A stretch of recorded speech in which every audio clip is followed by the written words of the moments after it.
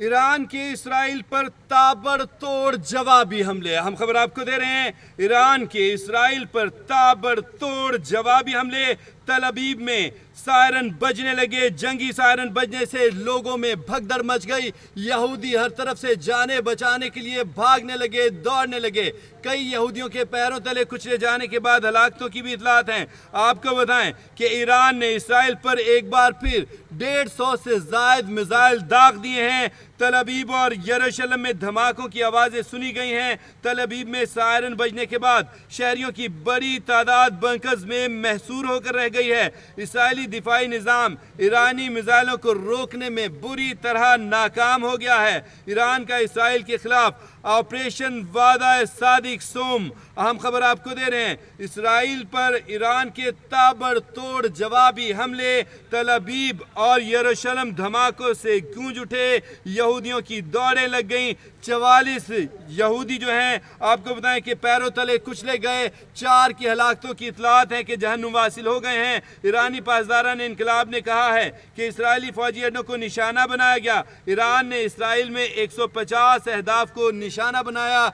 कई इमारतें ज़मींबोस हो गई, मट्टी में मिल गई, खाक में मिल गई। ईरानी मीडिया कहता है कि ईरान ने इसराइल में 150 अहदाफ को निशाना बनाया है। पासदारान इनकलाब का कहना है कि ऑपरेशन इसराइल के खिलाफ ऑपरेशन वादा सादिक सोम जारी है। पासदारान इनकलाब के मुताबिक मकबूजा इलाके में बैलिस्टिक मिसाइलों और ड्रोन से हमले किए जा रहे हैं। पासदारान इनकलाब का कहना है कि जब तक ज़रूरी हुआ जवाबी कार्रवाई जारी रहेगी।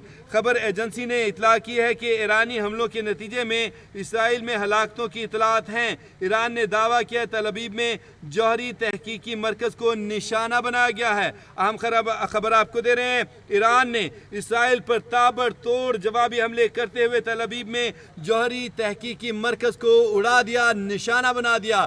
कई इमारतें तबाह हो गईं, इसराइलियों की दौड़ें लग गईं, भगदड़ बज गई, जंगी सायरन बजने लगे।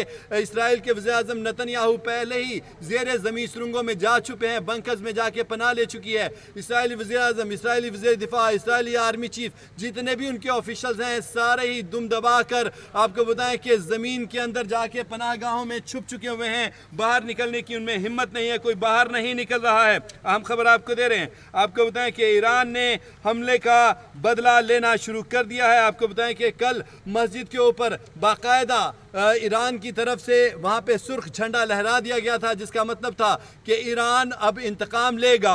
और ईरान ने कल से इंतकामी कार्रवाइयाँ शुरू कर दी हुई हैं और कल से ही अपने जो है मिसाइल दागने शुरू कर दिए हैं। कल ड्रोन्स भिजवाए गए थे, ड्रोन्स की बारात थी जो कि इसराइल की तरफ बढ़ी थी। उसमें के कई ड्रोन्स ने अहदाफ को निशाना बनाया। इसराइल का बड़ा दावा था कि उसका दिफाई निज़ाम बिल्कुल फिट है, ईरानी मिसाइलों को रोक देंगे, रास्ते में तबाह कर देंगे, फिजा में उड़ा देंगे। लेकिन ऐसा नहीं हो सका। रात गए, आपको बताएं कि इसराइल के ऊपर दोबारा हमला किया ईरान ने। और आपको बताएं कि रात गए, सुबह फजर से पहले जो इतलात मौसूल हुई हैं उसमें ईरान की तरफ से 5वां बड़ा हमला किया गया है। और इस बड़े हमले में 150 के करीब मिसाइल दागे गए, जिसमें इसराइल का जो जौहरी तहकीक का मरकज़ है उसको भी निशाना बनाया है। इसराइल ने भी ईरान के ऊपर जब हमले किए थे जुम्मे की सुबह, तो उसने यहाँ पर नतान्ज जो तंसीबात है, जौहरी तंसीबात है, उनको निशाना बनाया और अहम इमारतों को निशाना बनाया, फौजी हेडक्वार्टर को निशाना बनाया, जिसमें हरचंद के ईरान का नुकसान हुआ।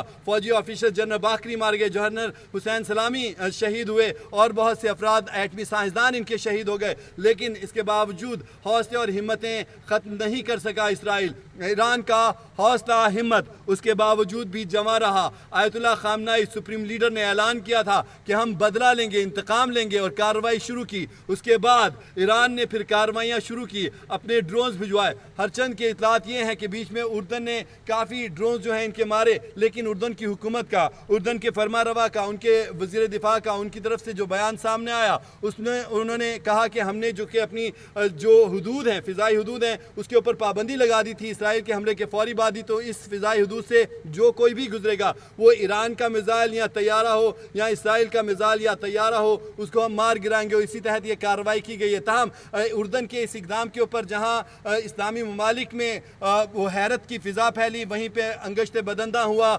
इसराइल भी वो भी हैरत ज़दा था कि ऐसा क्यों हुआ। नाज़रीन, आपको यहाँ पे थोड़ी सी पीछे माजी के बारे में बताते चलें कि सूरत हाल क्या है। असल में उर्दन और इसराइल के दरमियान एक तवील अरसे से आपस में कशीदगी जारी रही है, जिसमें इनकी काफ़ी लड़ाई भी हुई और काफ़ी मामला इनके दरमियान जो हैं वो ख़राब भी रहे। लेकिन आपको बताएं कि उर्दन की हुकूमत का मौक़िफ़ है कि उसकी फ़िज़ाई हदूद में गुजरने वाली कोई भी शय होगी उसको मार गिराया जाएगा। और आपको इसके साथ साथ ये भी बताऊं कि गोलान की पहाड़ियों को शाम और इसराइल दोनों ही ममालिक में ख़ासी अहमियत देते हैं। इसकी वजह इसकी जोग्राफिया और इसकी अहमियत है।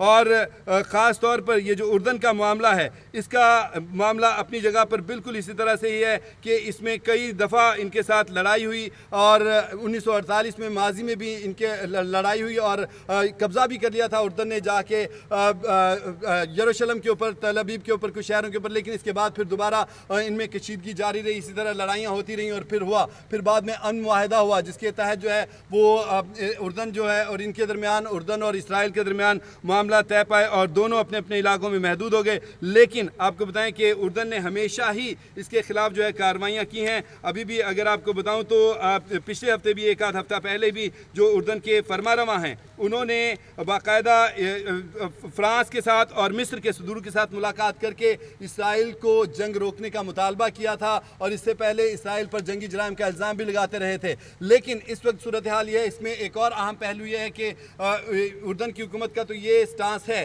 कि उसने फ़िज़ाई हदूद बंद कर रखी है, इस वजह से ऐसा किया। लेकिन दर हकीकत मामला कुछ इस तरह से कि उर्दन इस वक्त हिमायती है अमरीका का एक तवील अरसे से, क्योंकि अमरीकी आके यहाँ पर उर्दन के साथ फ़ौजी मशक़ें करते हैं, इनके लोगों को ट्रेंड करते हैं। तो हो सकता है और कभी इम्कान ये है कि डोनाल्ड ट्रंप ने उर्दन को कहा हो कि ये यहाँ से नहीं गुजरने चाहिए, जिसके बाद उर्दन ने जो हैं ये तैयारे, ये जो ड्रोन्स हैं भिजवाए गए थे ईरान की तरफ से, उनको मार गिराया था। उर्दन ने इसराइल पर गजा कार्रवाइयों पर जंगी जराइम का इल्ज़ाम भी आयद किया था। लेकिन इसके बावजूद आपको बताएं कि ये मामला जो है इस्लामी ममालिक में काफ़ी तशवीश की निगाह से देखा जा रहा है। अब सूरत हाल ये है कि आपको ये बता दें कि जिस वक्त इसराइल ने हमला किया था ईरान के ऊपर, तो उस सूरत हाल में उसके बाद जो है फौरी तौर पर इराक ने भी और उर्दन ने भी अपनी फ़िज़ाई हदूद को बंद कर दिया था। ईरान ने तो फ़िज़ाई हदूद बंद की थी। आपको थोड़ा सा मैं सिस्टम इनका समझा दूं कि ईरान के बाद आता है इराक। अगर ईरान से कोई चीज़ उठती है उसको इराक से गुजरते हुए, फिर उर्दन के ऊपर से गुजरते हुए, फिर वहाँ पे जो है इसराइल तक पहुँचना होता है।